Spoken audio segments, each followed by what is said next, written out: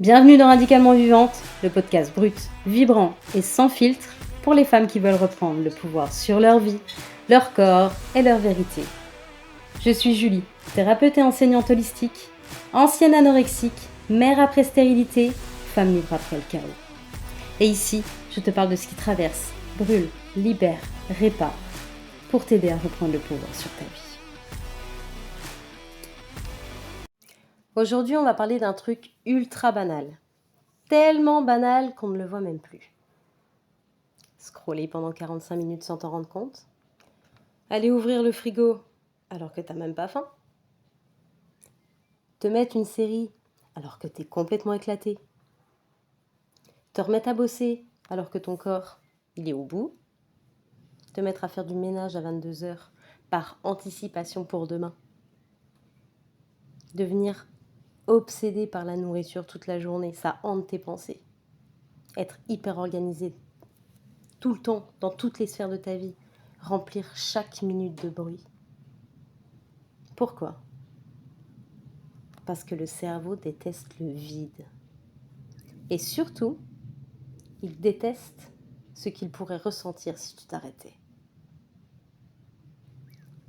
Alors tu ressens le besoin d'être occupé tout le temps. La nourriture, le ménage compulsif, les journées remplies à ras-bord, le fait de toujours faire quelque chose, toujours regarder quelque chose, toujours penser à quelque chose. Et ce qui se pose comme problème, c'est que souvent on appelle ça être productive, être organisée, avoir besoin de décompresser, être quelqu'un d'actif. Alors qu'en réalité, parfois, tu es juste en train de fuir. Et attention, quand je dis fuir, je parle pas du tout d'un truc dramatique. Je parle d'un système nerveux qui essaye d'éviter une émotion, une surcharge, une sensation interne, un vide, une tension, ou simplement l'effondrement. Parce qu'en vrai, la fuite, elle n'est pas toujours spectaculaire. Parfois, elle ressemble juste à « je vais ranger un peu, 2-3 trucs vite fait. Je vais regarder 2 minutes TikTok. Je vais manger un truc. Et je vais faire ça encore un peu. Je vais me mettre à trier mes mails. Ah tiens, je vais lancer une machine. » Et le plus fou dans tout ça, c'est que beaucoup de femmes que j'accompagne ne savent même plus ce que ça fait de ne pas être stimulées. Et le problème, c'est que beaucoup de femmes pensent qu'elles manquent de discipline. Alors qu'en réalité, elles sont juste devenues expertes dans l'évitement. Et là, je vais te dire un truc qui peut-être va piquer. La plupart des comportements que tu appelles mauvaises habitudes sont souvent des stratégies de survie nerveuse. Le scroll, la nourriture, le contrôle, l'hyperactivité, le sport en compensatoire, les pensées obsessionnelles, et même certains comportements healthy, parfois ne sont pas des habitudes de bien-être. C'est du pilotage automatique pour ne pas sentir. Et aujourd'hui, on va démonter ça ensemble. Pas pour culpabiliser, mais pour comprendre ce qui se joue réellement dans ton système. On va poser des bases essentielles. Ton cerveau déteste l'inconfort nerveux. Quand je parle d'inconfort nerveux, je te parle de fatigue, de vide, de silence, d'émotion, d'ennui, de solitude intérieure.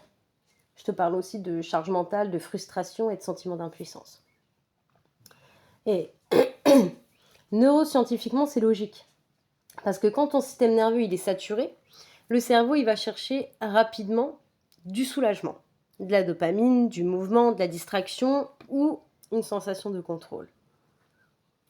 Et là, le cerveau active des stratégies de régulation rapide. Pas des solutions profondes. Il cherche des anesthésiants nerveux.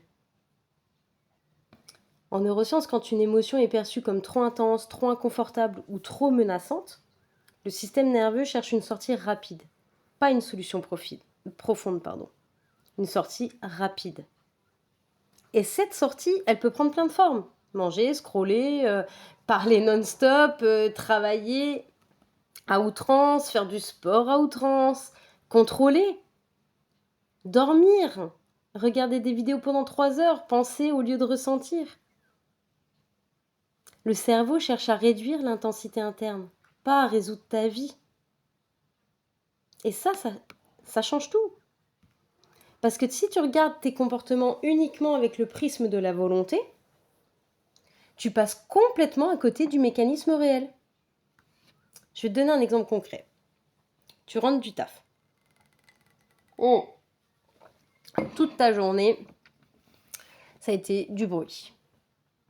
Là, tu rentres, t'es fatigué, les enfants parlent, ton téléphone sonne, tu dois penser au repas, à la machine, à demain. Et là, tu prends ton téléphone juste 5 minutes. Et en fait, 45 minutes sont passées. Et toi, après, tu te dis quoi? Ah, vas-y, j'ai perdu mon temps, je suis incapable de me discipliner, je fais que de procrastiner. Non, ton système, il cherchait juste à anesthésier la surcharge. Le scroll devient un micro-anesthésion nerveux, comme la nourriture, comme le sentiment de contrôle et comme l'hyperactivité. Et ça devient tellement automatique que tu crois que c'est ta personnalité. Je vais te dire un truc qui me choque vraiment aujourd'hui. On n'arrive même plus à aller pisser sans notre téléphone. Vraiment. Observe-le. Tu vas aux toilettes et automatiquement téléphone. Comme si 5 minutes seul avec toi-même était devenu insupportable. Comme si ton système disait « Vite, occupe-moi, stimule-moi, fais-moi penser à autre chose ». Et ça, c'est pas anodin. Parce que quand le silence il devient inconfortable, ça veut dire que ton système nerveux n'associe plus le calme à la sécurité. Il associe le calme au danger, au vide, à ce qui risque de remonter. Et je dis pas ça méchamment, hein. Je dis ça avec énormément de lucidité parce que ton système vit depuis des années en hypervigilance. Le calme devient bizarre. C'est presque menaçant. Tu t'assois et immédiatement tu prends ton téléphone. Tu allumes une vidéo, tu manges un truc, tu fais une liste, tu nettoies, tu réponds à un message. Tu remplis, tu remplis, tu remplis. Pourquoi ? Parce que dès que le bruit extérieur s'arrête, le bruit intérieur remonte. Et là, le cerveau, il dit « Ah non, non, hein, on va pas rester là-dedans, hein, moi je kiffe pas, hein ». Donc, il relance une stratégie très vite. Et neuroscientifiquement, c'est logique. Un système nerveux habitué à la suractivation, interprète souvent l'immobilité comme un manque de contrôle. Et le cerveau, il préfère avoir une agitation connue à un calme inconnu. J'ai une bête énorme qui vient de rentrer. Et pardon, petit aparté. Et c'est pour ça que certaines femmes, elles disent « J'arrive pas à me poser. Quand je ralentis, ça m'angoisse. J'ai besoin d'être occupée. » Et ça veut pas dire qu'elles aiment le chaos. Parce que bien souvent, pas du tout en plus. T'as la lucidité de te dire en fait, je kiffe pas ça, c'est juste que je sais pas faire autrement. Et ça veut surtout dire en fait que ton système, il s'y est habitué. Et énergétiquement, c'est énorme aussi. Parce qu'un système saturé cherche constamment à éviter la rencontre avec lui-même. Donc il remplit. Il scrolle, il mange, il parle, il bouge, il contrôle. Enfin voilà, je l'ai déjà répété plusieurs fois. C'est presque toujours les mêmes mécanismes. Mais parce qu'il ne se sent plus capable de contenir ce qu'il ressent. Et là, j'ai bien envie de te donner quelques vraies scènes de vie, tu vois. Pas des concepts Instagram, hein, du vrai quotidien. Il n'y a pas longtemps, il y a une maman de l'école qui me disait « Je suis épuisée, mais quand les enfants sont là, je ne peux pas m'arrêter, parce que si je m'arrête, je vais leur gueuler dessus. » Et là, bah, forcément, je lui réponds. Alors moi, c'est pas forcément que j'ai peur de m'énerver. C'est surtout que j'ai peur d'être sollicitée, alors qu'en fait, j'ai plus d'énergie disponible. Parce qu'en réalité, faire du ménage, plier du linge, ranger, faire des tâches mécaniques, tu vois, ça demande parfois moins d'énergie émotionnelle que d'être en présence. Et ça, c'est hyper important à comprendre. Parce qu'on croit souvent, je suis productif. Enfin, moi, c'est ce que je me suis dit pendant des années, tu vois. Enfin, là, je te parle vraiment vis-à-vis de mon vécu et du vécu, du coup, des femmes que j'ai eu la chance d'accompagner. Mais en réalité, t'es peut-être juste en train d'éviter l'effondrement nerveux. Et ça, moi, je trouve qu'on n'en parle vraiment pas assez. Parce qu'il y a des stratégies de fuite qu'on critique et il y a d'autres qu'on applaudit. C'est socialement approuvé de travailler tout le temps, c'est dans les mœurs, tu vois. Ça, c'est ok. D'être ultra productif, c'est ok. De faire du sport tous les jours, sans repos, c'est ok, c'est validé, tu vois. De faire toujours mieux, savoir toujours optimiser plus, toujours être utile. Socialement, tout ça, c'est valorisé. Mais nerveusement, ça peut être exactement le même mécanisme que la compulsion. Si on prend un exemple très concret, tu passes une journée horrible émotionnellement, tension au boulot, charge mentale, fatigue, tu sens que ça déborde. Et au lieu de t'arrêter, c'est là que tu te dis, je vais aller courir, je vais faire ma séance. Tiens, ça va me faire du bien. Et parfois oui, ça fait du bien. Mais parfois aussi, c'est juste une manière socialement acceptable de ne pas ressentir. Et attention, hein, qu'on soit bien d'accord, le sport n'est pas le problème. Hein. Je suis pour être actif. J'ai toujours dit qu'être actif rend positif. Mais la vraie question, c'est est-ce que je suis en train de prendre soin de moi ou est-ce que je suis en train d'éviter ce que je ressens? Parce que parfois, derrière le healthy, il y a juste une autre forme de fuite. Et ça vaut aussi pour le contrôle alimentaire. Préparer ses repas, peser, calculer, compter, anticiper, tout maîtriser. Parfois, c'est pas de la santé. C'est de l'hypervigilance déguisée en discipline. Et encore une fois, il n'y a aucune forme de jugement. Je l'ai fait.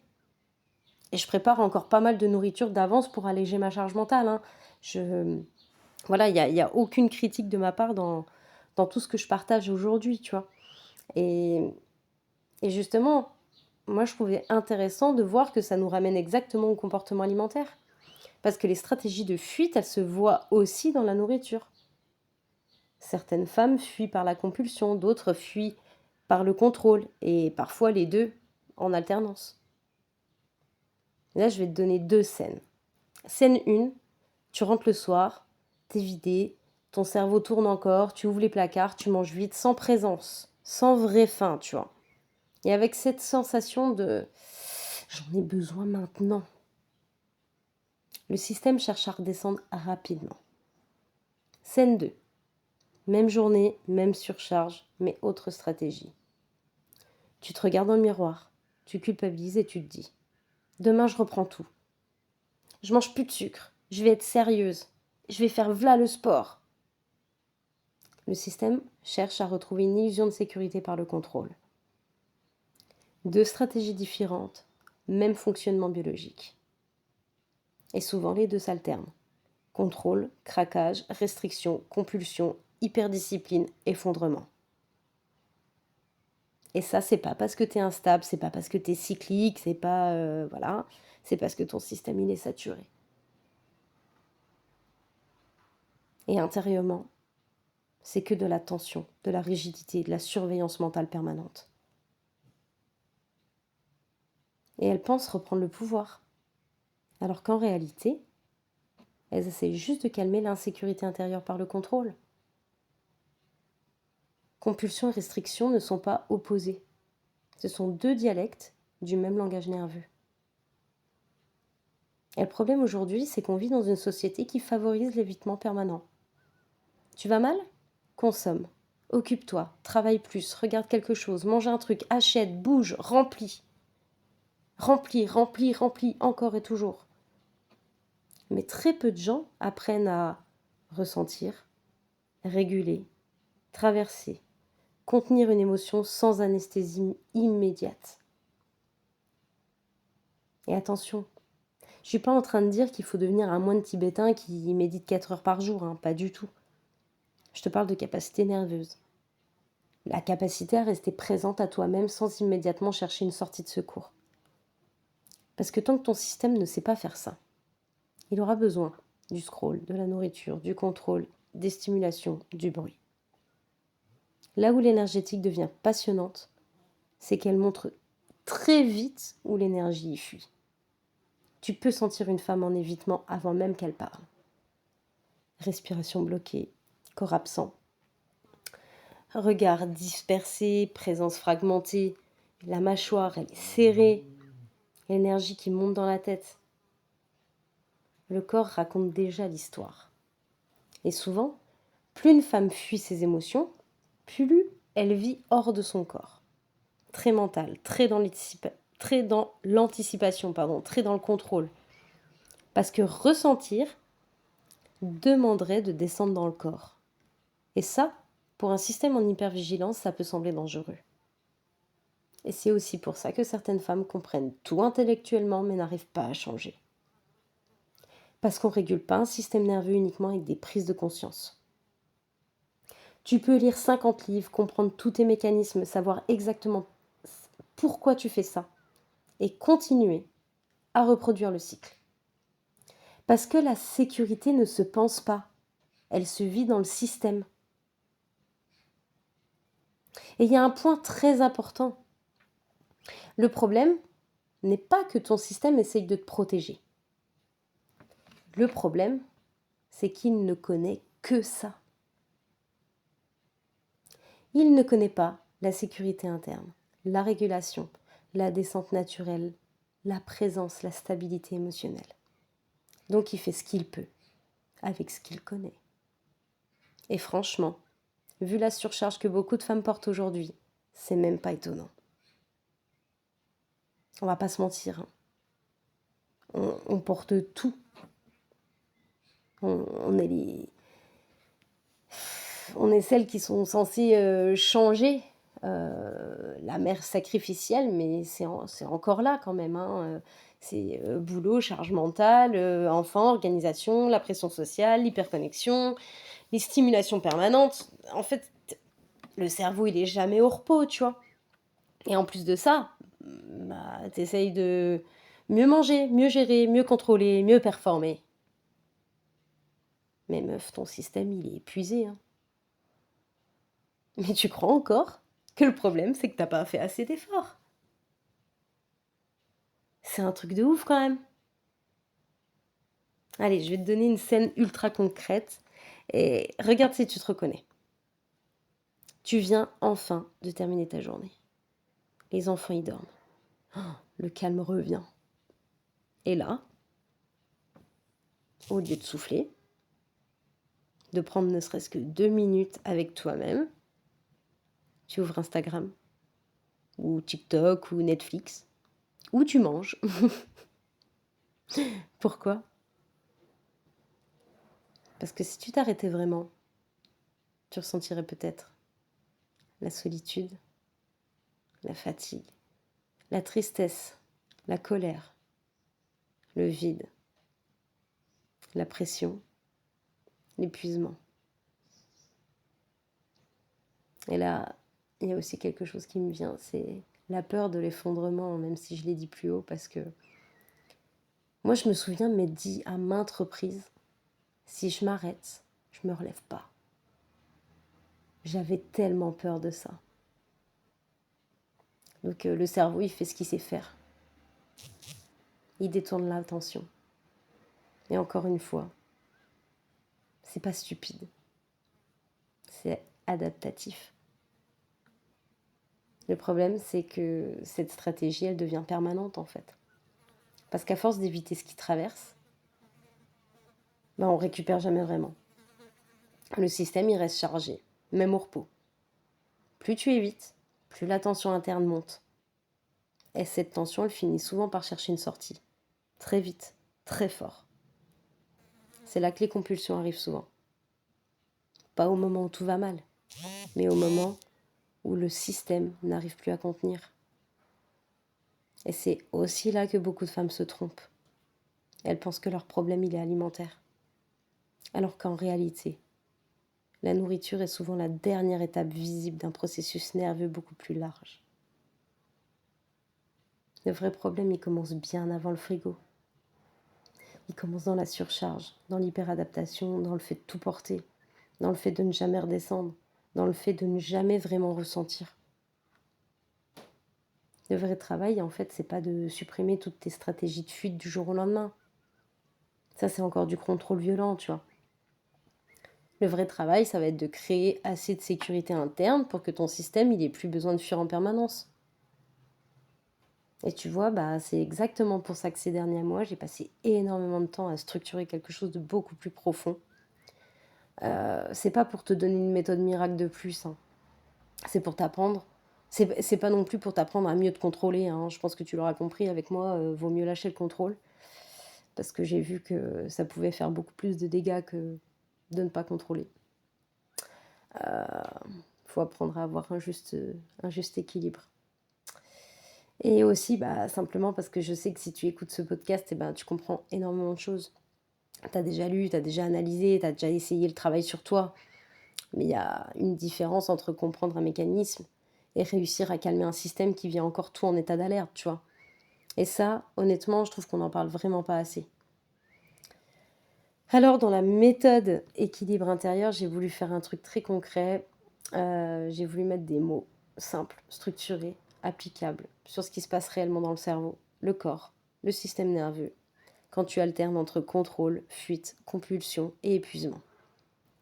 Et si toi, tu es surtout dans les compulsions très automatiques, très rapides, où tu manges avant même d'avoir conscience de ce qui se passe, j'ai aussi créé, je le redis, hein, tu sais que tu n'as pas faim, mais tu manges quand même avec la méthode de l'ancrage instantané. Après, ce qui concerne tout ce qui est mes accompagnements individuels, je garde volontairement très très peu de place chaque mois, maximum 3. Parce que ce travail, il demande de la présence, de la précision, un vrai espace de régulation. Donc si tu sens que c'est le moment pour toi, tu peux simplement venir m'écrire. Et je pense qu'il y a un moment très particulier dans ce travail, un moment où tu réalises que tu passes plus tes journées à éviter. Tu peux t'asseoir sans immédiatement prendre ton téléphone. Tu peux ressentir une émotion sans manger juste derrière ou pendant. Et tu peux te reposer sans culpabiliser. Tu peux enfin entendre le silence sans paniquer intérieurement. Et ça, c'est énorme. Parce que c'est pas juste du dev perso. C'est un système nerveux qui recommence à ressentir en sécurité dans la présence. Le vrai travail, c'est pas de devenir parfaite. Le vrai travail, c'est apprendre à repérer le moment où tu commences à partir de loin de toi. Donc si tu te reconnais dans le scroll automatique, le besoin constant d'être occupé, la nourriture émotionnelle, l'hyperactivité, la fuite dans le contrôle ou l'incapacité à ralentir, je pense qu'on est beaucoup, hein. Mais voilà. Et je veux que tu comprennes une chose. Ton système, il fait exactement ce qu'il a appris à faire pour survivre. Ton système, il essaye de réguler quelque chose. Le problème, c'est pas que tu fuis. Le problème, c'est que personne t'a appris à te sentir en sécurité sans devoir fuir. Et ça change tout. Avant de terminer, j'aimerais quand même que tu te poses une petite question. Qu'est-ce que mon système essaie d'éviter de ressentir? Attention, c'est pas là pour c'est pas pour te juger, c'est pas pour t'analyser pendant 3 heures, mais pour, voilà, devenir lucide. Parce que la fuite, c'est pas ton problème. La fuite, c'est une tentative de régulation. Et tant que tu combats uniquement le comportement sans comprendre l'état nerveux derrière, tu restes coincé dans le cycle. Voilà. Je vais m'arrêter là pour aujourd'hui. Je crois que c'est le plus long épisode que j'ai tourné depuis que j'ai commencé Radicalement Vivante. Bon allez, je m'arrête là. Cet épisode touche à sa fin. J'espère qu'il t'a parlé. Autant qu'à moi, ça m'a plu de l'enregistrer. S'il t'a parlé, partage-le. Laisse un avis, envoie-le à une femme qui fonctionne toujours en tension sans même s'en rendre compte. Parce que je sais très bien qu'on est énormément à vivre ça en silence. Et surtout, n'oublie pas, on survit par habitude, on vit par choix. Je te dis à bientôt dans le prochain épisode. de Radicalement Vivante.